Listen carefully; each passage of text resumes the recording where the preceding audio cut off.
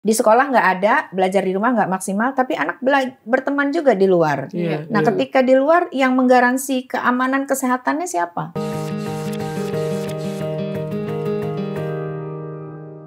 Hai P-Parents, berjumpa lagi dengan saya Jerry Arvino di Pojok Pintar, di mana di kesempatan yang indah di hari ini kita akan membahas tentang dukungan orang tua untuk menyiapkan anak mengikuti PTM alias pembelajaran tatap muka terbatas. Dan di kesempatan ini saya sudah bergabung dengan seorang direktur sekolah dasar, Direktur Jenderal PAUD, Pendidikan Dasar dan Pendidikan Menengah, Kementerian Pendidikan dan Kebudayaan. Selamat datang kepada Ibu Dr. Randa Sri Wahyuningsi MPD, atau yang katanya bahasa panggungnya gitu ya, nama komersilnya Bu Ning ya Bu ya? Terima kasih Bu sudah datang, apa kabar? Alhamdulillah baik, terima kasih Mas Jerry. Apa kabar P-Parents dimanapun berada? Iya, dan saya tidak sendirian juga, tidak berdua aja gitu ya. Tapi juga sama seorang manajer program Pintar Penggerak, kemitraan Kemdikbud Tanato Foundation dalam pelaksanaan program organisasi penggerak. Selamat datang untuk Ibu Merian Silalahi. Terima kasih Mas Jerry. Selamat datang. Salam sehat buat semua P-Parents dimanapun berada. Iya, kalau Bu Merian Silalahi nama panggungnya apa nih? Monica mungkin ya. Agnes ya Bu ya. Oke, untuk Ibu Ning dan Ibu Merian berarti ya. Ini kita kan akan berhadapan ya, mungkin udah ada beberapa mulai dengan pembelajaran tatap muka ya, PTM terbatas gitu. Walaupun memang belum semua orang tua, belum semua sekolah gitu mungkin sudah masuk di fase ini seperti itu Bu. Tapi untuk P-Parents sekalian gitu, sebenarnya saya pengen nanya dulu ke Ibu ya. Sebenarnya sistem PTM yang akan atau sudah berlangsung seperti apa Bu? Sistem PTM yang sudah dan akan dijalankan tentunya ini merupakan bagian dari kebijakan pemerintah ya untuk melaksanakan pembelajaran tatap muka terbatas. Bagaimana sistem pembelajaran itu dilakukan? Tentunya opsi pembelajaran jarak jauh ini masih tetap digunakan. Apakah akan mengikuti pembelajaran daring atau mengikuti pembelajaran luring.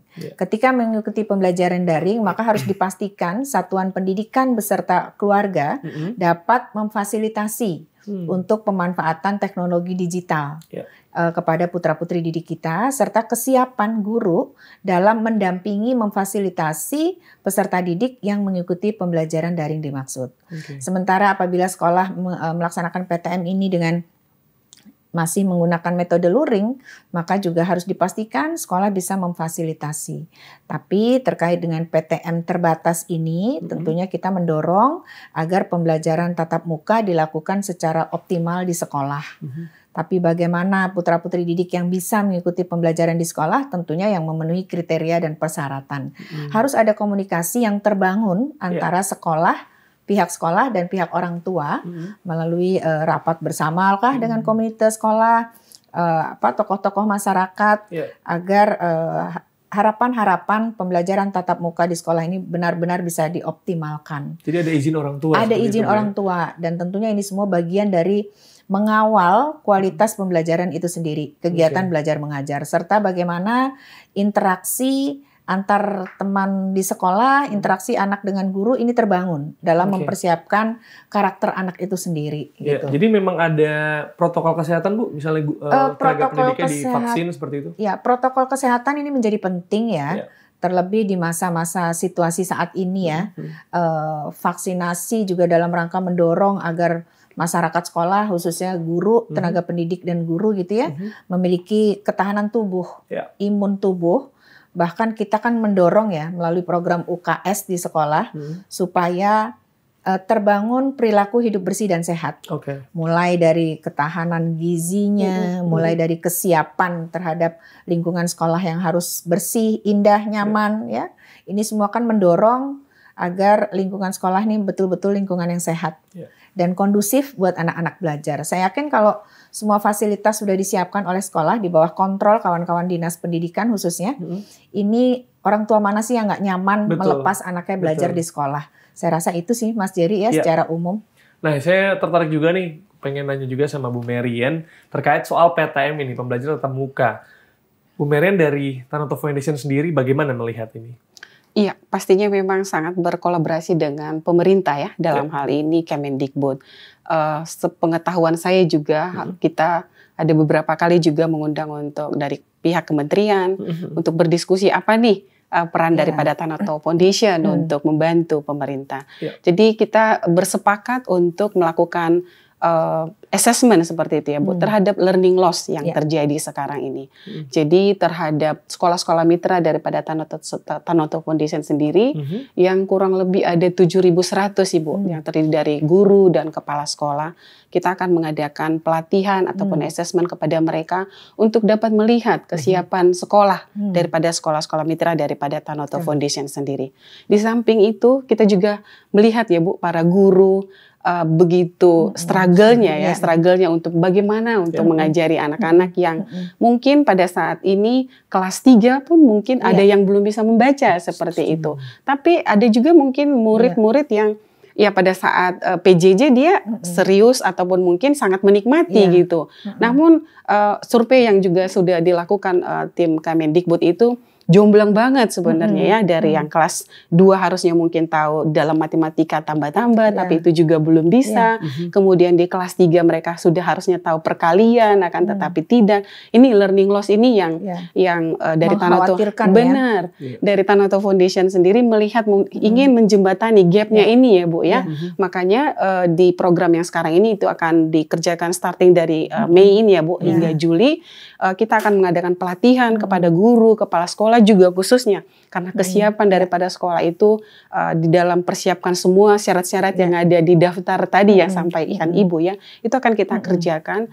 Namun di samping itu juga sebenarnya Ibu dan Mas Jerry ya, dari tahun lalu juga ya dari Tanoto Foundation sendiri belajar dan terus gimana ini menjembatani hal ini.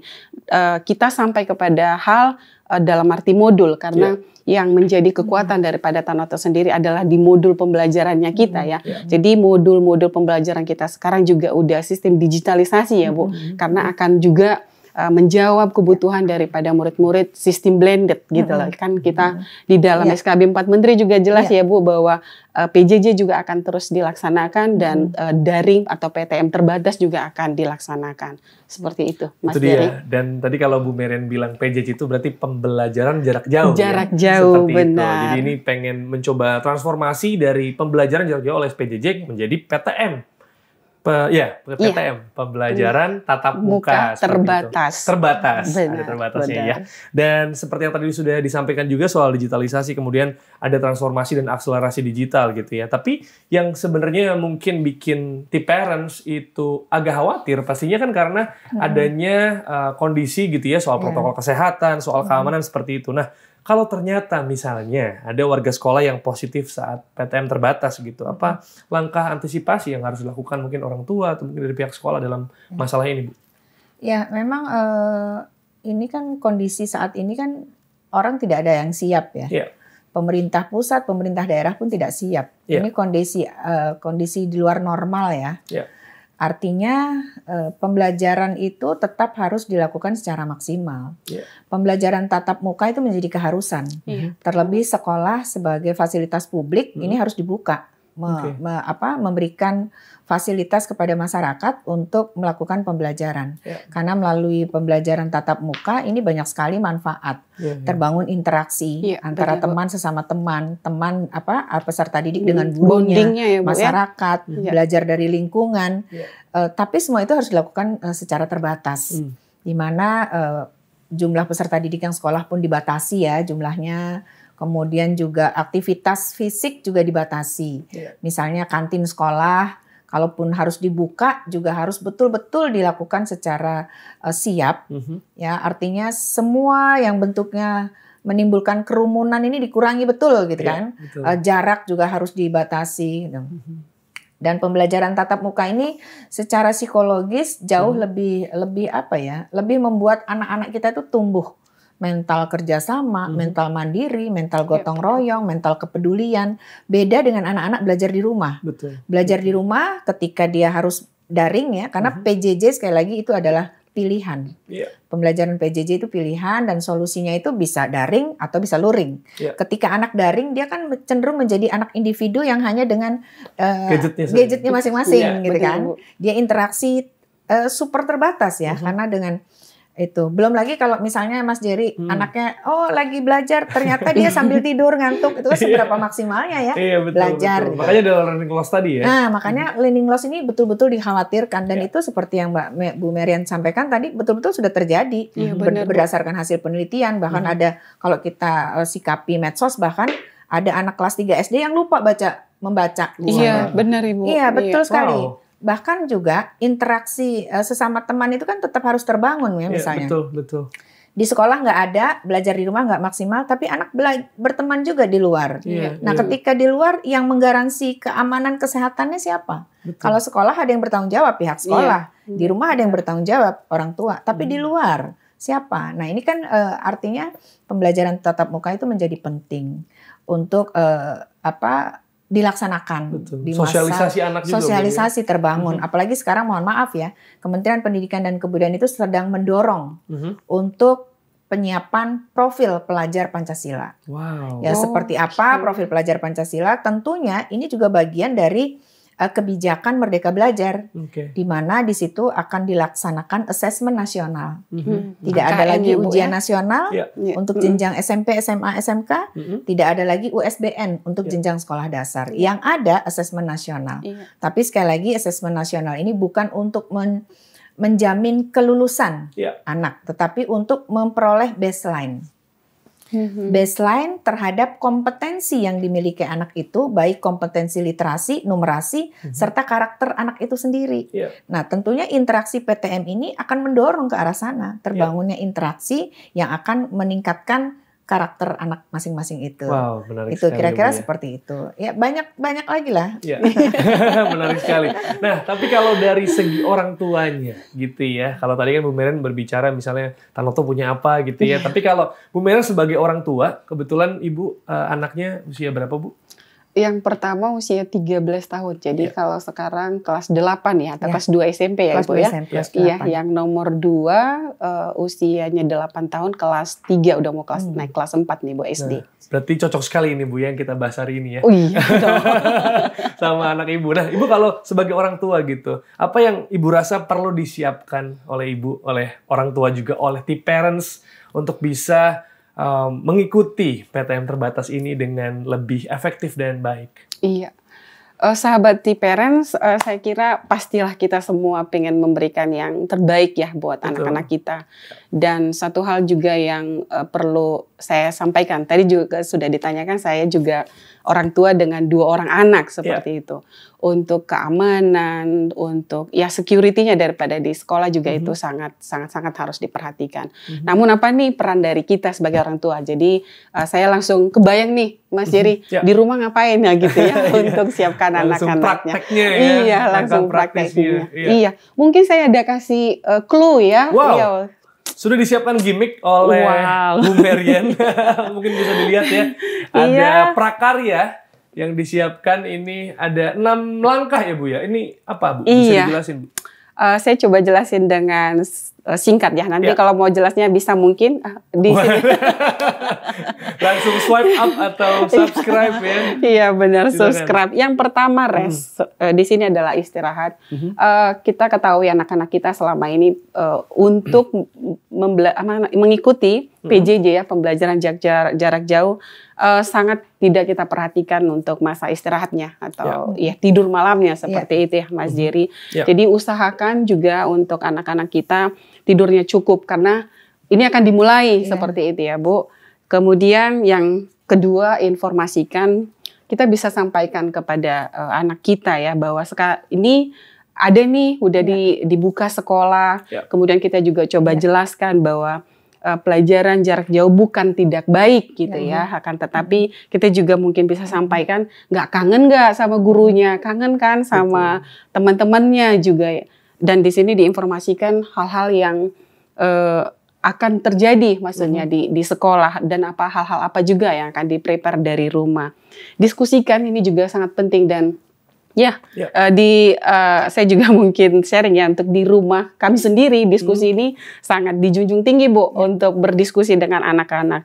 Karena beberapa waktu lalu juga saya sering sampaikan kepada anak saya ya, gimana ini udah mau mulai untuk masuk sekolah. pada saat itu excited, tapi ada juga enggak, Bu. Kayaknya lebih enak PJJ lah, bisa lebih santai, bisa ngerjain tugasnya kapan aja gitu. Kalau udah di sekolah kan nanti udah guru ada. Nah, hal-hal itu yang harus kita diskusikan. Sudah asik santai ya, Bu. Iya. Ada diskusikan. Kemudian yang keempat, praktek. Di sini praktis, yaitu kita juga harus mengajari anak-anak kita untuk mempraktekkan. Kalau di awalnya 3M, 4M, sekarang 5M gitu ya.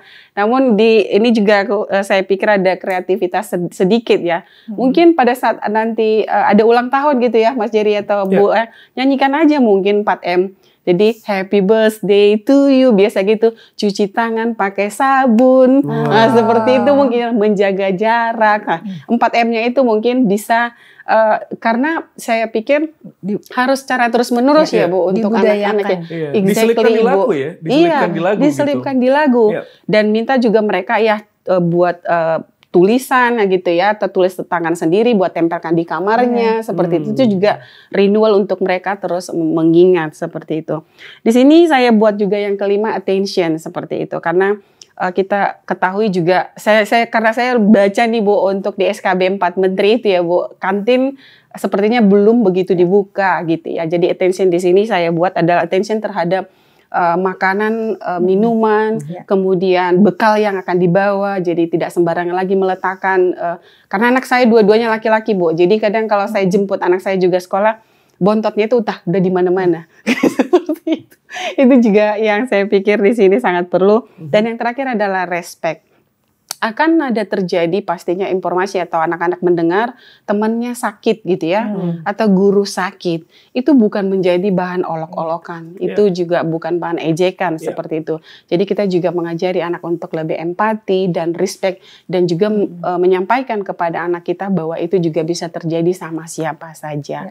Jadi ada 6 di sini yang saya pikir cukup menarik ya untuk dapat kita para orang tua untuk mengetahui dan untuk mempersiapkan anak-anak kita untuk mengikuti PTM terbatas. Lagi-lagi saya ingatkan untuk T-parents semuanya terbatas. Jadi it's not a must gitu ya, tapi kita juga mengikuti anjuran dari pemerintah untuk dapat mengikuti PTM terbatas ini. Mungkin demikian, Mas Jerry. Iya, luar biasa komunikasi sekali. Ya intinya ya. Iya, benar Ibu. Langsung ada ini ya, poin-poin 6 yang langsung nempel untuk T-parents bisa praktekkan langsung ya. Tapi kalau dari Ibu Ning sendiri gitu ya, ini kan pastinya dari pihak mungkin Kemendikbud, kemudian pemerintah gitu kan juga butuh sekali adanya kolaborasi dengan T-parents, dengan orang tua seperti itu dalam memastikan keamanan, kenyamanan bagi proses PTM ini gitu. Apa yang sebenarnya menurut Ibu wajib dilakukan gitu dan Ibu harapkan juga untuk terjadinya kolaborasi seperti ini?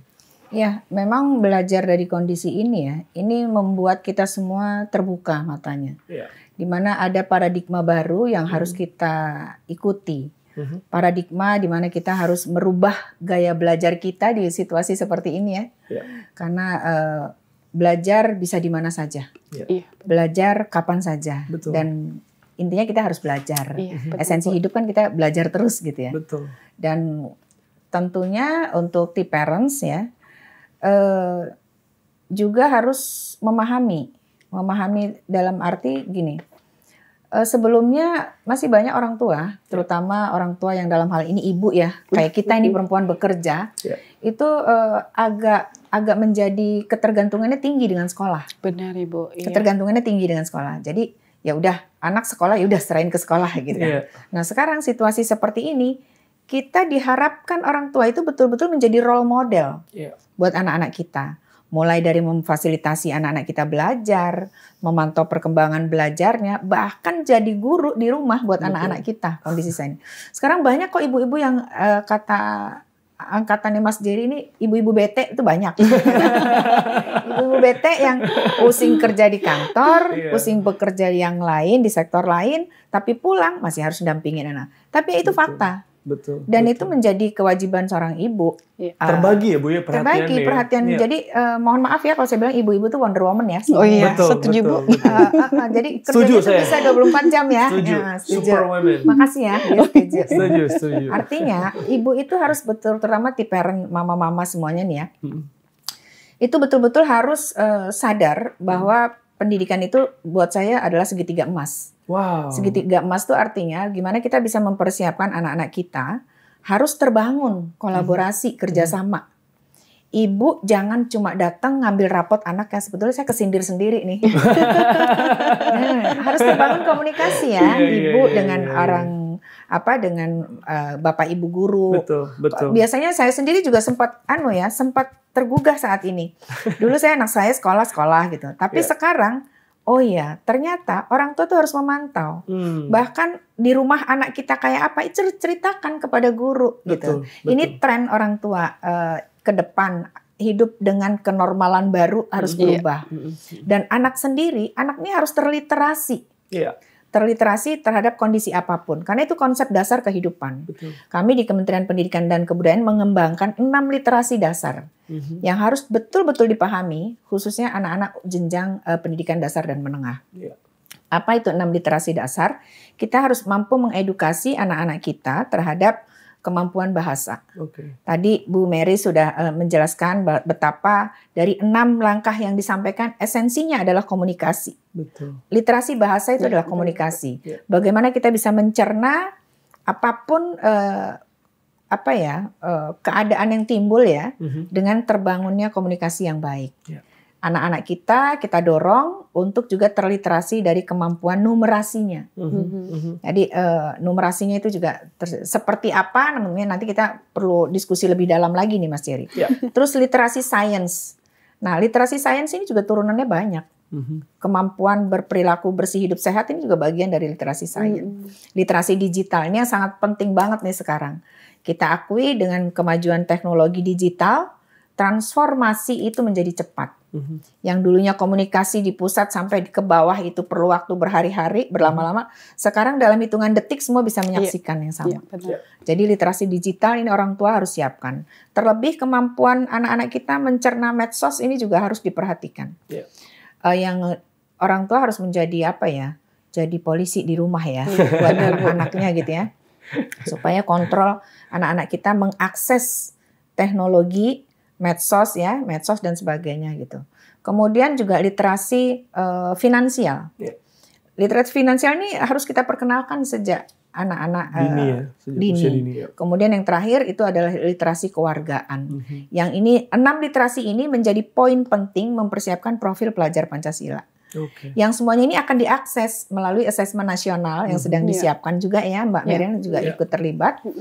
Kita tidak lagi ada ujian, tapi akan mengakses terhadap kemampuan literasi, bahasa, kemampuan numerasi, dan karakter itu sendiri.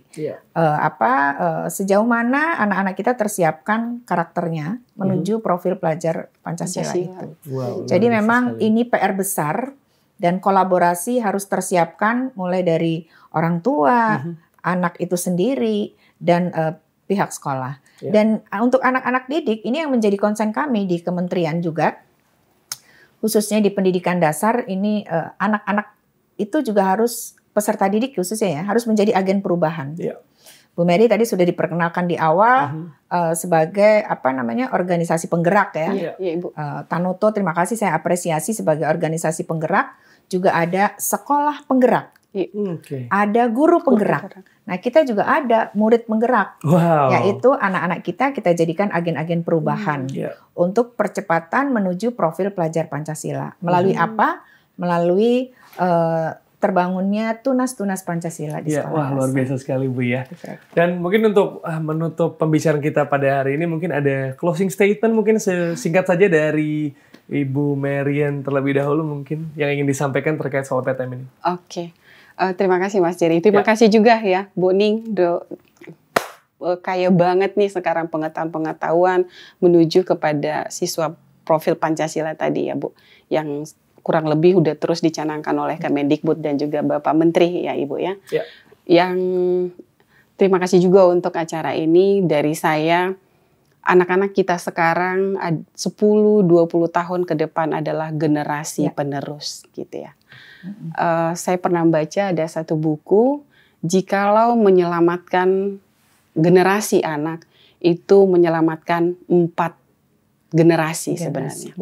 Generasi anak, remaja, orang tua dan lansia. Jadi ini memang sangat-sangat penting sekali mengingat semua hal-hal yang sudah terjadi sekarang ini ya Bu. Jadi kolaborasi daripada Tanoto Foundation juga dengan Kemendikbud yang pastinya untuk menyelamatkan generasi ini. Mari T-Parents untuk saling mendukung program daripada pemerintah ini untuk PTM terbatas. Ada banyak hal yang bisa kita akses untuk informasi-informasi ini dan saya berharap bahwa kita semua ikut mensukseskannya. Oke, kalau sedikit saja Bu, secara singkat mungkin closing statement dari Ibu Ning terkait soal PTM ini ingin disampaikan ke T-Parents. Terkait soal PTM. Ya. Pembelajaran tatap muka terbatas. Jadilah masyarakat cerdas dengan mengakses informasi yang saat ini mudah sekali. Informasi diakses. Pemerintah setelah melahirkan, mempersiapkan peraturan, marilah kita ikuti peraturan itu, kita jalankan peraturan itu untuk mempersiapkan pembelajaran tatap muka menjadi maksimal, mendampingi putra-putri didik kita belajar lebih optimal. Kemudian kepada T-Parent, saya mohon dukungannya juga untuk mendorong putra-putrinya dengan komunikasi yang baik, dengan